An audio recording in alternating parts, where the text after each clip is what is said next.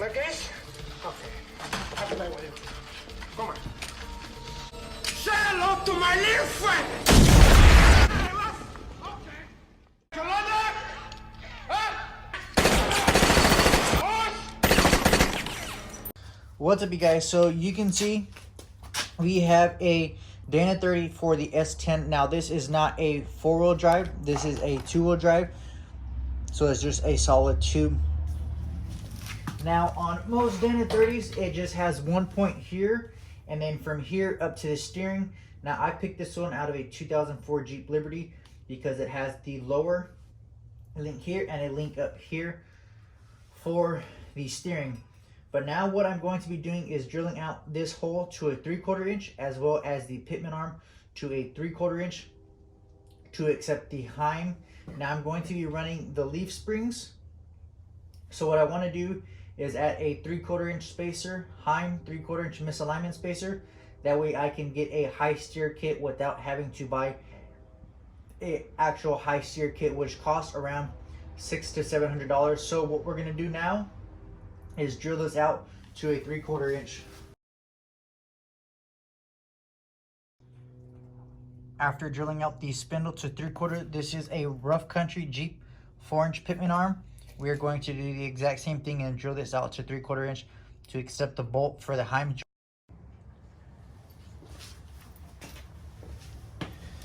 After you go ahead and drill out this hole to 3/4 to accept the Heim joint, I already have the cowsill nuts loosened, but first what we're going to do is we're going to go ahead and remove some of these brackets.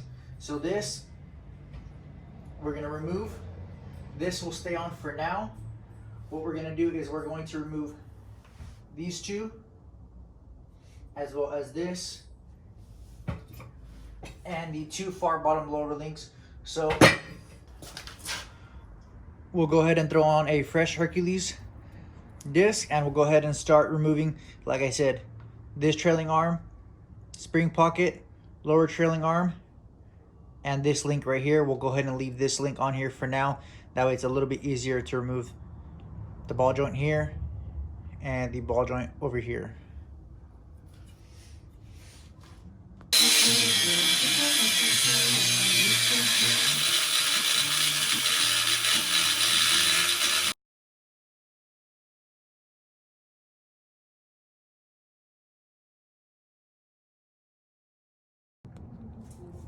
Now we went ahead and broke these bolts loose, took off the brake caliper, took out the brake pads. Those were no good. Now that way you guys don't lose your bolts, if you can, it's best. What I like to do is just thread them back into the slot that they're going to be left in. And then I like to label passenger side, driver's side. Now these clips, I'm keeping, these are for the brake pads. I like to keep using these OEM ones.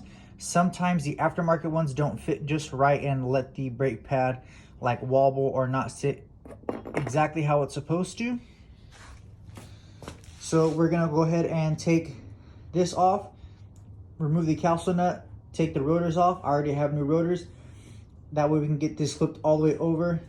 The rotors and the brake calipers add a lot of weight, and it's a little bit easier just to rotate and flip this over without having everything in the way.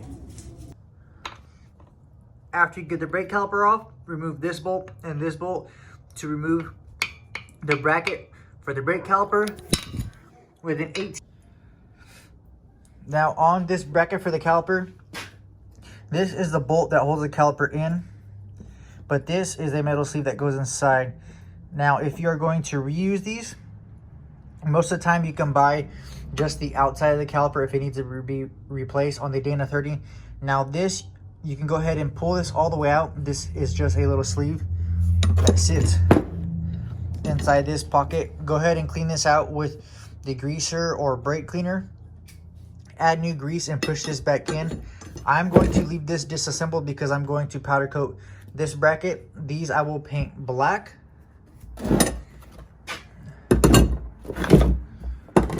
So like I said, once again, organize everything this side, organize everything on this side. We'll go ahead and get this side taken off. We'll get the rotors taken off. We'll go ahead and pop this ball joint.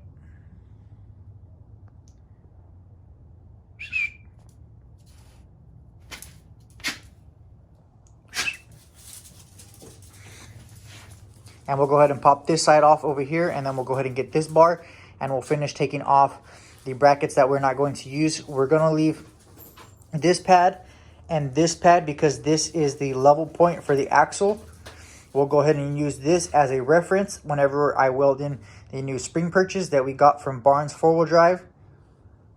After we do that, we'll go ahead and cut this one off and cut this one off since we no longer need it. We'll get everything tacked into place, and I will be showing you guys some brackets. But first, let's go ahead and get this finished broken down for part 1 on the solid axle swap 2002 Chevy S10. After you break the capsule nut loose, this is a 36 millimeter, but I believe you can also get away with a 1 7/16 or 1 1/16. I can't quite remember. But on the 2-wheel drive, this simply just slides in the back. The capsule nut is what holds it down. There is no axle that runs across. You guys can see here, it just slides in, tightens down to the back around the bearing.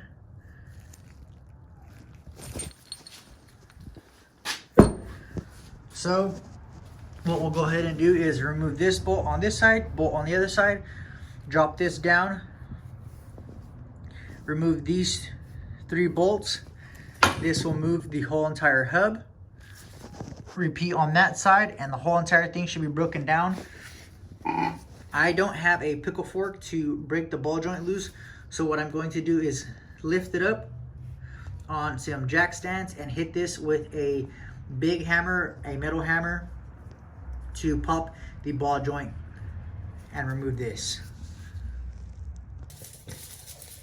Now to remove this bolt, and this bolt, it is a 13 mil 12-point socket. Do not use a 6-point socket. It will strip it out. You want to get as much grip around all these studs as you can. Now these are torqued down pretty tight. The same thing, put it on there, use a rubber mallet, give it a couple smacks on each bolt, break it loose, and then take all 3 all the way off.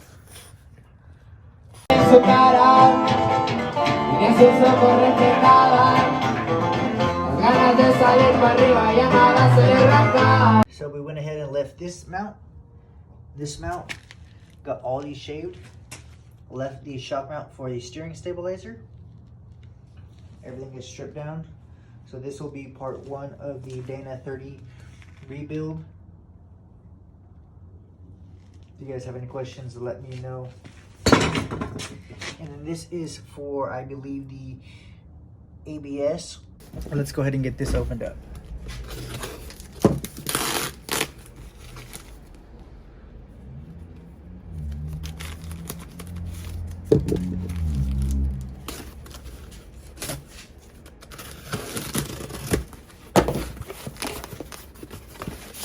Now you guys can see they package everything nice and neat.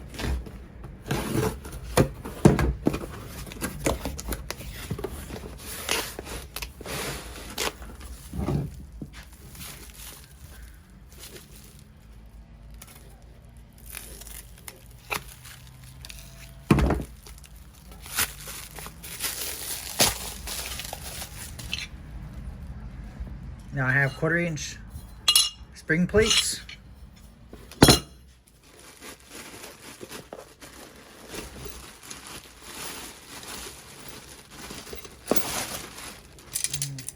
Four 2.5-inch. Now you guys can see here, these are very thick. The quality is great.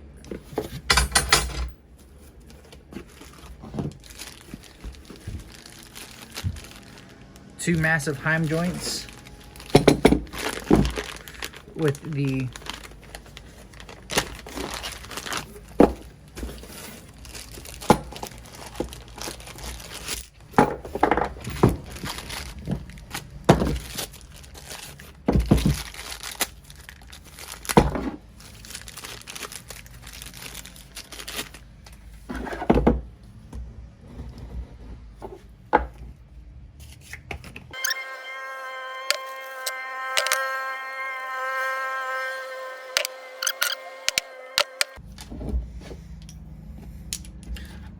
So now that we have both assembled, I'm gonna go ahead and put these away for storage as I'm waiting for other parts.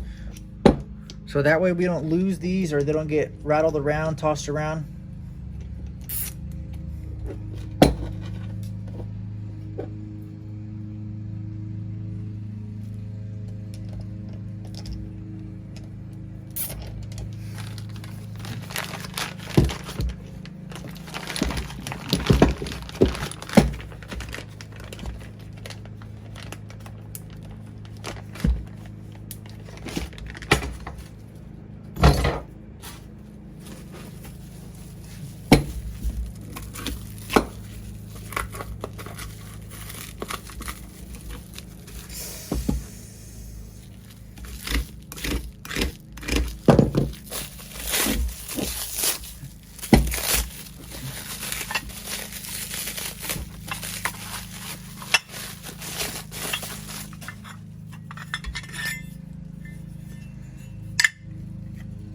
Two axle perches, anti-wrap, same thing again. From Barnes, is 4-wheel drive.